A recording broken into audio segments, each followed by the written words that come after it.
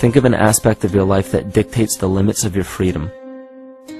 Government and law enforcement, insurance and pharmaceutical companies, taxes, building permits, driver's licenses, and more.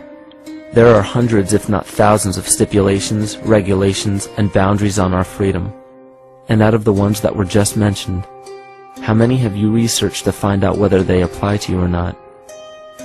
Let's look at the forms of law that we currently acquiesce to.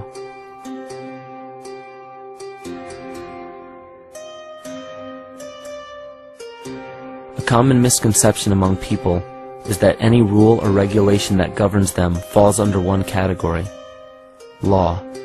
But there are many other forms of law that people abide by without realizing that they simply do not apply to them. Another misconception is that a nation's constitution gives us our rights. A constitution does nothing more than list the rights that we already have.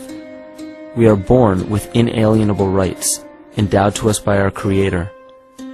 They are not given to us, and they cannot be given away.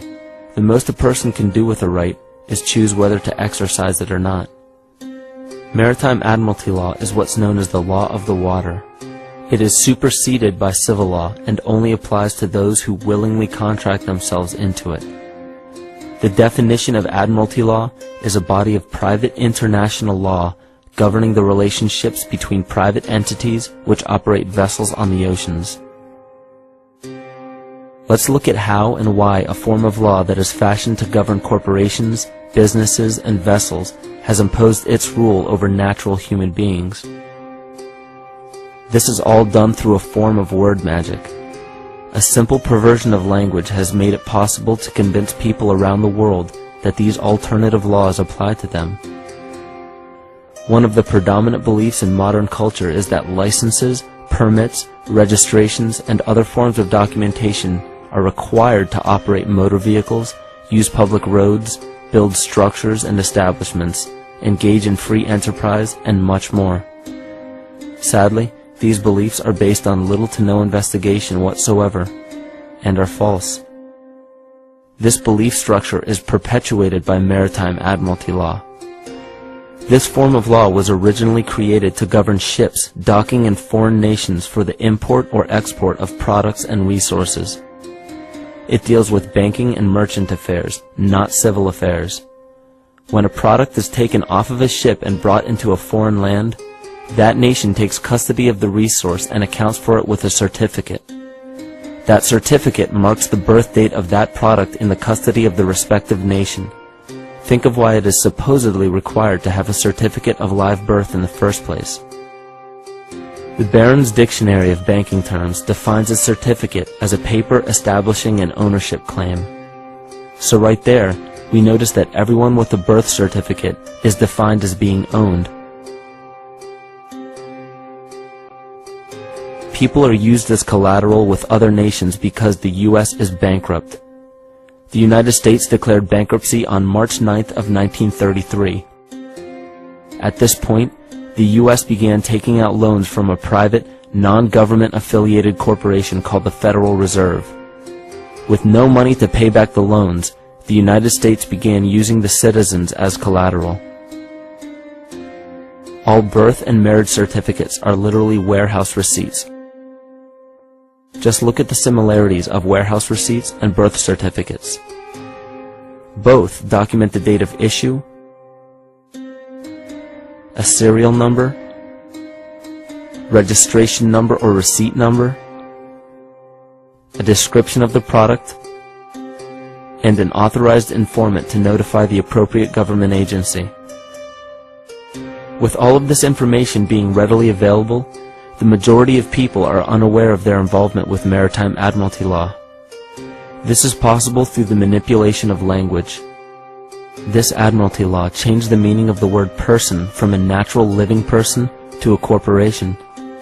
Driver's licenses, vehicle registrations, auto insurance forms, building permits, gun permits, work permits, tax filing documents, birth and death certificates, traffic citations, and many other forms of documentation that were once believed to be absolutely necessary only apply to persons or corporations.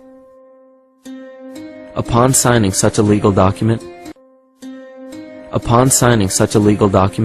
You are indirectly waiving your rights under the Constitution and lowering your status to that of a corporation that is created with the same exact name as you.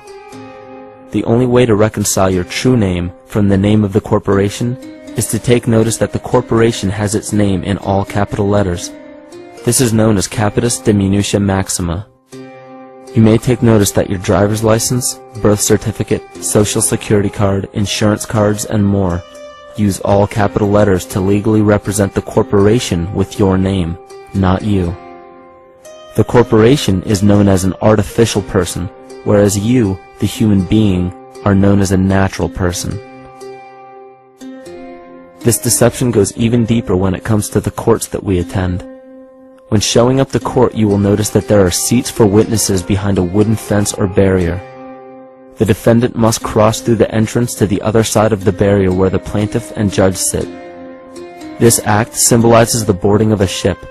At this time, business can be conducted in maritime admiralty law. The judge, acting as captain or banker, is responsible for settling the balance between the two sides. This is why there is always a monetary value involved in any court case. The captain is simply dealing with banking and merchant disputes. Once the balance is paid, the case is closed. To turn the court case away from admiralty law where your rights are not protected, you must avoid agreeing to represent the artificial person. This is done by stating that you are the natural person. You don't have a first or last name because those imply corporate title. In a court case, you may state that the court takes judicial notice of your Honor's oath of office. Every judge must take an oath of office to practice law, yet you must make it clear to the court and the jury that the judge is acting as judge and not banker. Remember that you are a natural human being of the earth. You are not governed by anything but your own consciousness. Laws are created within a society. The society that created the laws we see being enforced today is called the Law Society. Yet the most beautiful part of this entire deception is the fact that we are not part of the Law Society, so their laws do not apply to us. Judges, lawyers, and law enforcement officers, they're all part of a society. Within that society, they've created their own language that's deceptively similar to English. They have these little things called statutes, acts, and regulations that seem like laws, but they really only apply to those within their society. So that basically means all the traffic violations, minimum age requirements, and everything except for damage to another person or their property doesn't really apply to the natural person. Laws only apply to those within the Law Society. The game being played is an illusion. You can simply choose to open your eyes and reclaim the freedom that you were born with, bound by nothing but the limits of your imagination. These are just a few examples of assuring that your rights are being protected.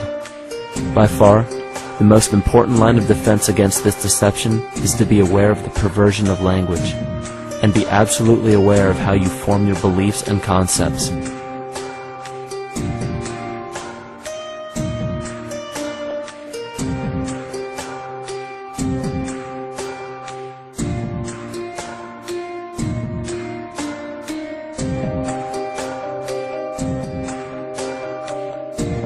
In all forms of the perversion of language, there is a mirror reflection of this in the microcosm of the psyche.